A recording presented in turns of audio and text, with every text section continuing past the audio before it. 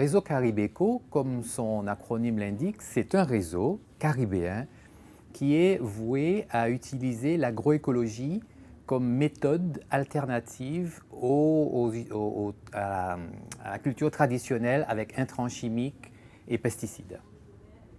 Alors c'est un réseau donc, qui regroupe pas tous les partenaires de la Caraïbe, mais de nombreux partenaires de la Caraïbe, en particulier Cuba, la République dominicaine, la Guadeloupe et Haïti pour les principaux. Et nous essayons de développer des méthodes alternatives, des méthodes qui permettent de répondre à des grands enjeux actuels, des enjeux d'ordre réchauffement climatique, à notre petite échelle bien sûr, et plus proche de nous, des enjeux d'autosuffisance alimentaire, des enjeux de pollution, de réduction de la pollution des sols.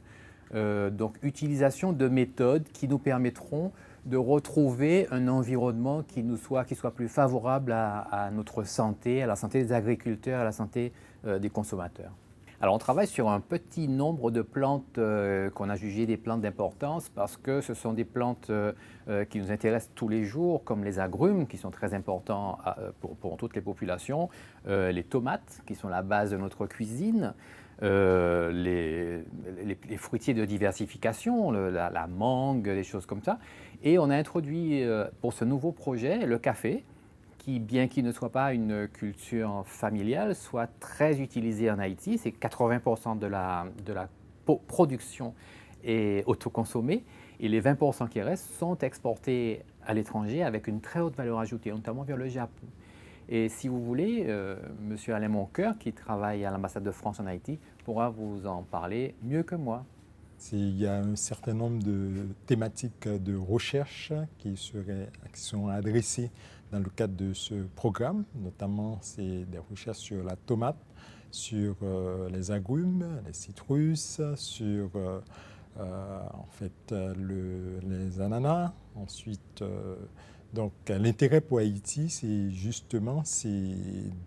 d'adresser des questions de recherche de dimension régionale, les problèmes de gestion de peste, gestion de maladies, qui sont courants à l'ensemble des pays de la région, soit en Martinique, soit en Guadeloupe, soit en République dominicaine, de construire des démarches concertées, coordonnées avec les autres pays de la région, donc pour promouvoir une agriculture respectueuse de l'environnement et faire face aux nouveaux défis, notamment les défis de sécurité alimentaire et les défis d'adaptation de l'agriculture au changement climatique. Il n'y a pas d'observatoire sur la question des intrants en Haïti, mais la grande majorité des intrants est gérée par les associations de producteurs qui s'organisent entre elles pour produire des intrants à la fin d'une récolte. Donc, c'est plutôt la sélection massale. Mais justement, notre objectif en participant à ce programme, c'est de faire évoluer ces démarches et ces pratiques pour se doter d'instruments pertinents et pour améliorer cette problématique d'intrants en Haïti. Aujourd'hui, Haïti, c'est quasiment 10 millions, presque 11 millions d'habitants. Ça veut dire qu'il faut produire davantage pour satisfaire les besoins de sécurité alimentaire. Donc, il faut trouver de nouvelles techniques pour intensifier la production agricole sans recourir à des intrants chimiques.